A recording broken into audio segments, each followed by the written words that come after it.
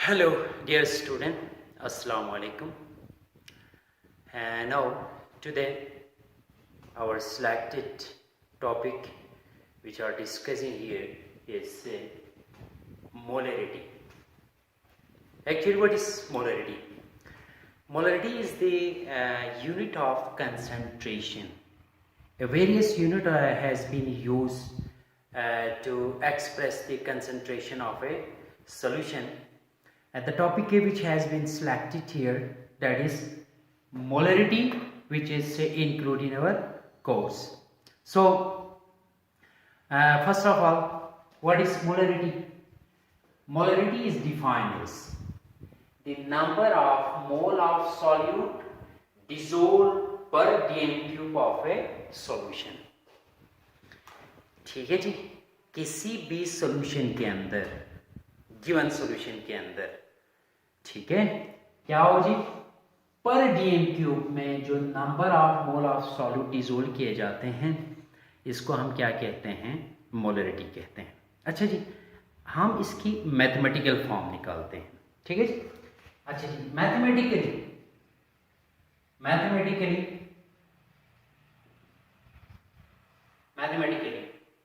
you know molarity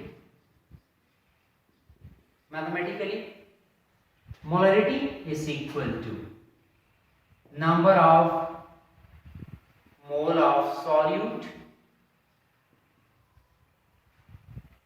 ठीक है जी, divide by dm cube of solution. So the mathematical representation of molarity is the number of mole of solute per dm cube of a solution is called molarity. So we discussing here there are three types of numerical problem. तीन तरह से आपको numerical problem यहाँ पर पूछ सकते हैं. ठीक है जी, वन बाय वन आपने इसको ख्याल रखना है. नंबर वन, यहाँ पे आपको क्या पूछ सकते हैं? ठीक है जी, पहला नंबर आपको डायरेक्ट मोलरिटी पूछ सकते हैं. ठीक है जी, मोलरिटी पूछ सकते हैं इस टॉपिक से रिलेटेड. ठीक है जी. नंबर टू, यहां पर आपको मोल पूछ सकते हैं. ठीक है. और नंबर थर्ड, यहां पर आपसे मास भी पूछे जा सकते हैं. तीन तरह से आपके पास न्यूमेरिकल प्रॉब्लम्स होंगे यहां पर. ठीक है. अब वो किसके पर डिपेंड करते हैं?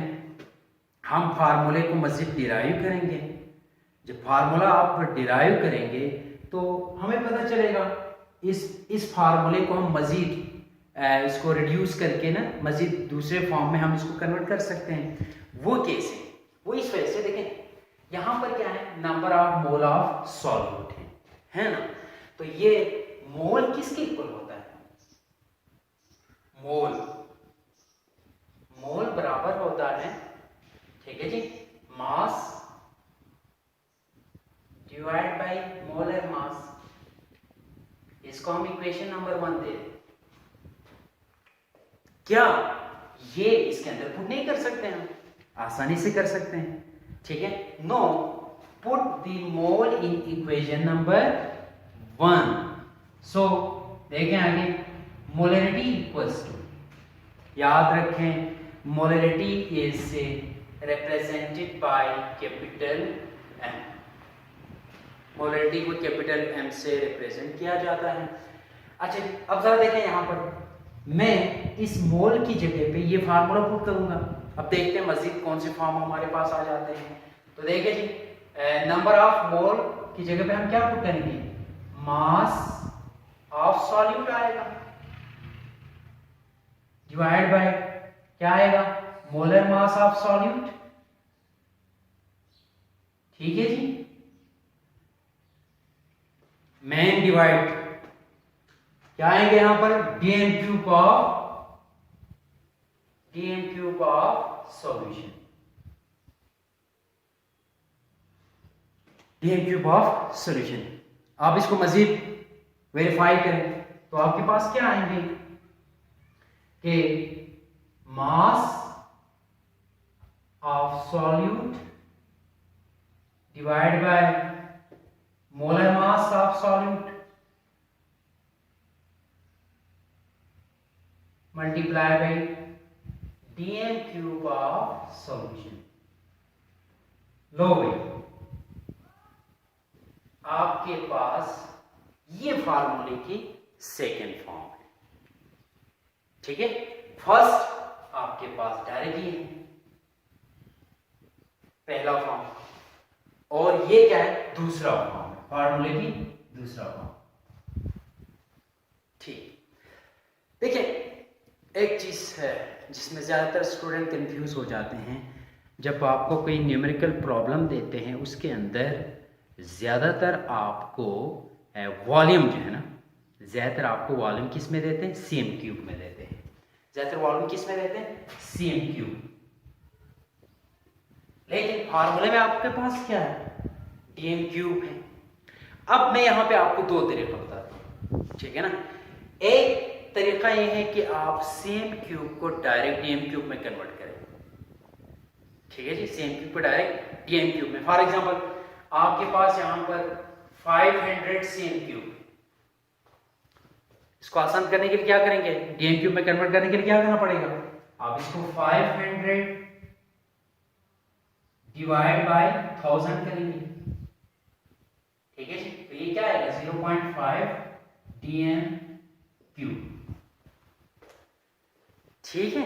नहीं, आप चाहते हैं कि सेम क्यूब फॉर्म में ही इसके अंदर पुट कर देते हैं, उसके लिए क्या करना पड़ेगा, यहां पर थोड़ी सी चेंजेस लाना पड़ेगा। वो कैसे, अब डीएम क्यूब सेम क्यूब को डीएम क्यूब में कन्वर्ट करने के लिए आपको क्या करना पड़ता है, डिवाइड बाय 1000 करना पड़ता है। बात समझ में आ रही है ना। तो ये डिवाइड बाय 1000 यहां पे क्या होगा, मल्टीप्लाई में जाएगा, तो ये फार्मूले के ऊपर जा सकता। तो देखें अगला फॉर्म क्या होगा, मोलरिटी इज इक्वल टू, ठीक है जी, मास ऑफ सॉल्यूट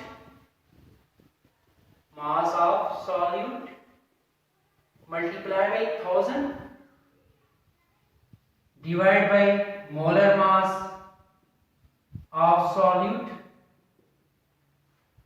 ठीक है जी, multiply by CM cube of solution, CM cube of solution. देखिए इस सूरत में आपने फिर ये नहीं करना कि कन्वर्ट करके यहां पुट करें, नहीं। जो आप फॉर एग्जांपल न्यूमेरिकल प्रॉब्लम में 500 सीएम क्यूब है, आपने डायरेक्ट क्या करना है, यहां पे वही value as it is put करना है। तो this is the third form of molarity.